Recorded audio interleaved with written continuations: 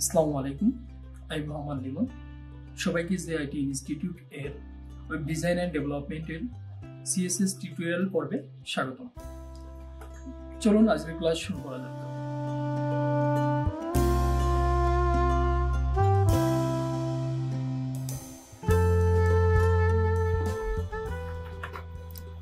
আচ্ছা, আমরা আজকে দেখবো যে সিএসএস যেহেতু প্রথম ক্লাস, যে আমরা সিএসএস কয়ভাবে করতে পারি।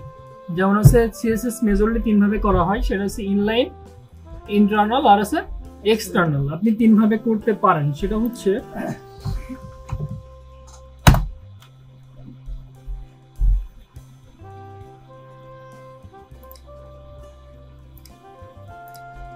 যেমন আপনি কিভাবে করতে পারবেন যে ইনলাইন, ইনলাইন তো বোঝেন,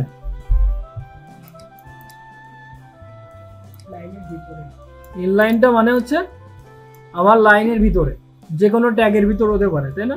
যেমন h1 অথবা কি p ট্যাগ আছে, এই ট্যাগের ভিতরে আপনি যে স্টাইলটা দিবেন সেটা আছে ইনলাইন বলা হচ্ছে সিএসএস, ঠিক আছে?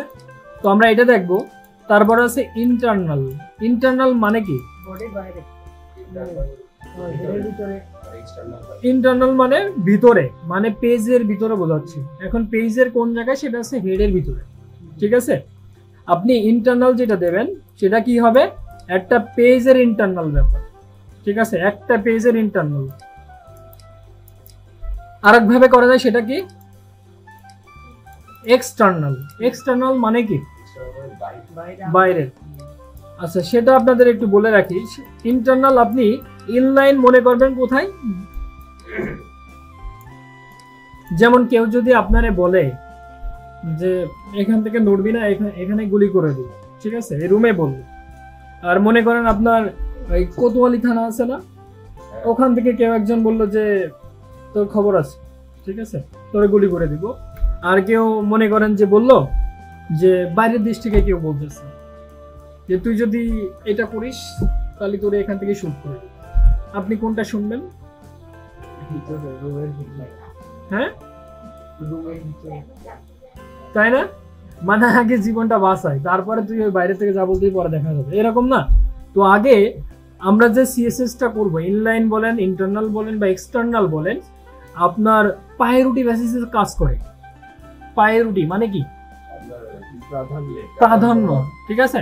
যার প্রাধান্য যত বেশি তার কাজ আগে হবে। তো এখানে ইনলাইনটা কিভাবে কাজ করে সেটা আমরা একটু দেখব। ওকে, তো এর আগে আমরা একটু দেখে আসি যে সিএসএস এ কিভাবে কমেন্ট দিতে হয়। তার জন্য কি আমরা সিএসএস একটা পেজ লাগবে, সেটা আমরা পেজে যখন যাব তখন দেখাবো। তো ইনলাইন কিভাবে কাজ করে এর জন্য আমি কিছু ডেমো দিয়ে দিই।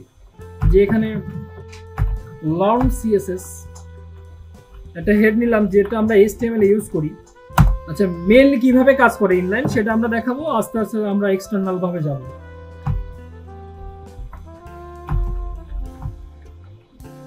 আচ্ছা, কিভাবে আমরা কয়েকটা নিয়ে নিই। ওকে, এই সনি নিই যাতে বোঝাতে সমস্যা হয় না। লার্ন HTML and CSS এটা নিলাম।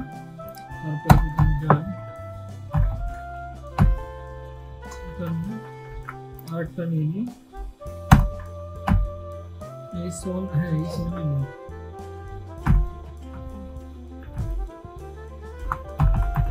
CSS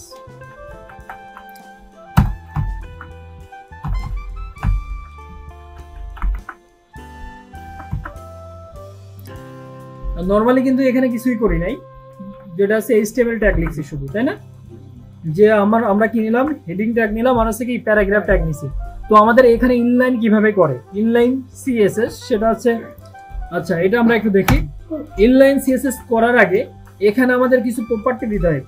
দেন আমরা এটা একটু ক্লিয়ার করি। যেমন অনেকে হয়তো বা জানেন কিন্তু ক্লিয়ার হয়তো বা জানেন না। সেটা হচ্ছে আমরা যেটা বলতেছি হচ্ছে h1, এটা কি বলেন তো? আমি যখন সিএসএস ইউজ করবো ইনলাইন বা এক্সটার্নাল, তখন কি হিসাবে কাউন্ট করা হয়? এটা শুধু h1 না, h1 দেন আছে কি p ট্যাগ, তখন কি হিসাবে কাউন্ট করি? এই খুঁটিনাটি বিষয়গুলো আমরা হয়তো বা জানি, কিন্তু আসলে আপনারা যদি কেউ জিজ্ঞেস করে আপনারা কিন্তু স্পেসিফিক বলতে পারেন না, এটা হচ্ছে মেইন সমস্যা। তাই না? যেমন এটা ধরি, যেমন H1, এটা কি? এটা হচ্ছে সিলেক্টর, যার মাধ্যমে কি আমরা সিলেক্ট করি, তাই না? যেমন আপনি এক্সটার্নাল ভাবে অথবা কি ইন্টারনাল ভাবে আপনি যখন সিএসএস করবেন তখন কিন্তু সিলেক্টরকে সিলেক্ট করে নিতে হয়। যেমন H1 এর কালার কি দিব, ব্যাকগ্রাউন্ড কি দিব, ঠিক আছে? তো এটা কি হচ্ছে সিলেক্টর। আচ্ছা, তারপরে কি থাকে? সিলেক্টর, এটা মনে করেন। তারপরে কি থাকে?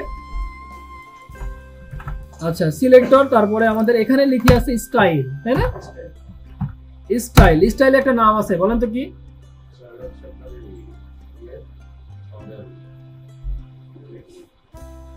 অ্যাট্রিবিউট। স্টাইলটা কি? অ্যাট্রিবিউট না? তাহলে আপনাদের যদি এখানে ক্লিয়ারলি দেখাই,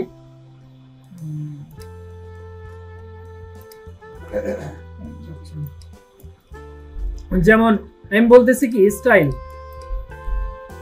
স্টাইলটা কি হচ্ছে? অ্যাট্রিবিউট। আচ্ছা, স্টাইল অ্যাট্রিবিউট যদি হয় এরপরে কি দেন আপনি? ইকুয়াল দেন না?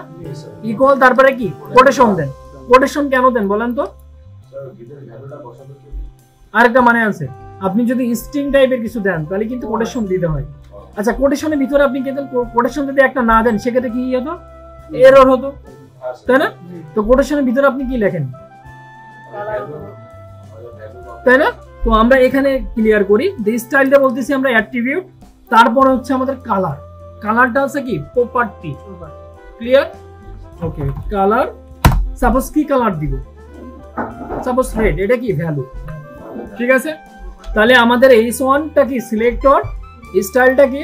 অ্যাট্রিবিউট, কালারটা প্রপার্টি, আর আছে কি? রেডটা ভ্যালু।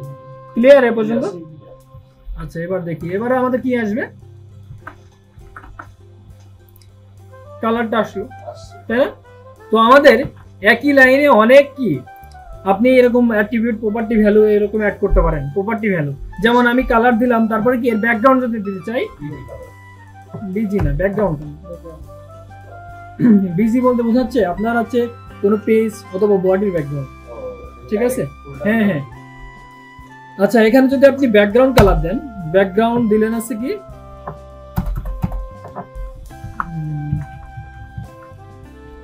আচ্ছা, এটা দেন, সমস্যা নেই, ঠিক আছে? আচ্ছা, এখানে যদি আপনি দেন, আরো কি দিতে পারেন? আচ্ছা, আরেকটা বিষয় মনে রাখবেন, সেটা হচ্ছে আপনারা অনেক সময় যদি এটা শেষ না করেন সেমিকোলন, তারপরে কি আপনাদের রেজাল্টটা আসবে, কিন্তু আপনি কেন সেমিকোলনটা শেষ করবেন বলুন তো? প্রপার ওয়ে আরেকটা ব্যাপার আছে, এটা হচ্ছে আপনি কিন্তু প্রথম সিলেক্টর ধরে নিছিলেন, তারপরে কি অ্যাট্রিবিউটটা দিলেন, তারপর প্রপার্টি দিলেন, দেন ভ্যালু দিলেন, মানে আপনি এখানে কিন্তু শেষ করে দিলেন। আর কোনো কিছু যখন শেষ করবেন তখন অবশ্যই কি সেমিকোলন দিবেন, ঠিক আছে? তারপরে কি আবার আরেকটা শুরু করলেন যে ব্যাকগ্রাউন্ড, এই কালার, এখানে কিন্তু আপনি শেষ করে দিলেন, তাই না? তো ধরেন আরেকটা শুরু করবেন, আরেকটা কি দেওয়া যায়? সাপোজ ওর বর্ডার দিতে চাচ্ছেন, হ্যাঁ, বর্ডার দিলেন আছে 2 পিক্সেল সলিড, কালার নেম,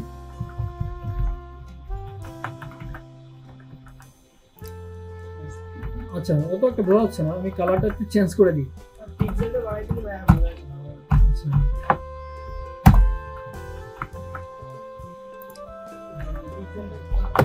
কালারটা মনে হচ্ছে সিমিলার হয়ে গেছে, 4 দিয়ে দিলাম। Border 2 pixel solid. ও আচ্ছা, এই যে এখানে ভুল করছি তো, আপনারা বলেন নাই কেন? ঠিক আছে, আশা করি ভিডিওটা বুঝতে পেরেছেন। যদি ভিডিওটা ভালো লেগে থাকে তাহলে like, comment, share and subscribe করে পাশে থাকুন। ধন্যবাদ।